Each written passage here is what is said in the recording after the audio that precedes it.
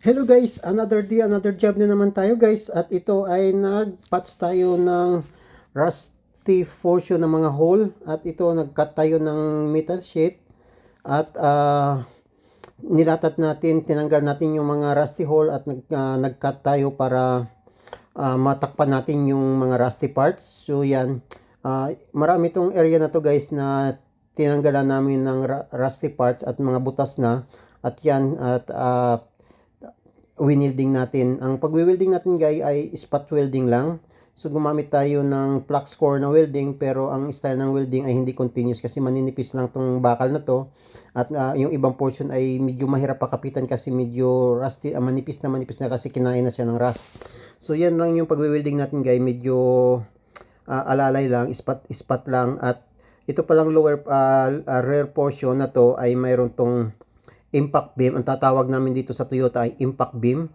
Mahaba tong impact beam na to at nakita ng safety inspector na hindi na safe para sa passenger yung impact beam kasi sobrang kalawang na.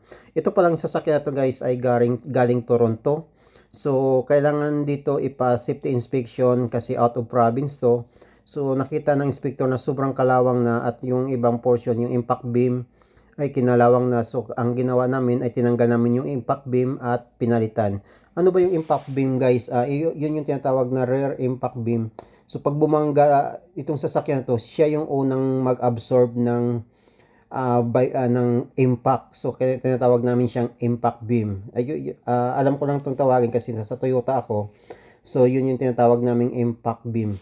Yun yung may dalawang impact beam ang sasakyan, front and rear. So yun yung tinatawag namin sa mostly nung gumagawa kami ng Corolla. Ganito din ang ginagawa namin, kinakabitan namin sila ng impact beam sa unahan. Ang impact beam pala guys ay nakatornilyo lang yan. So may tatlong tornilyo sa rear side, left side, at tatlo din sa right side. So ganun lang. Kasi ang problema ng tornilyo na yun ay kinalawang na rin ng todo-todo.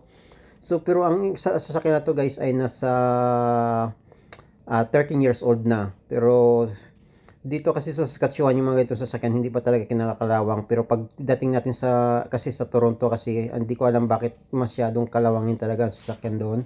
Kaya yun, nagmobrema yung may-ari kasi gusto niyang ipa-register dito at hindi na ma-register. That's all guys. Thank you so much and have a wonderful day.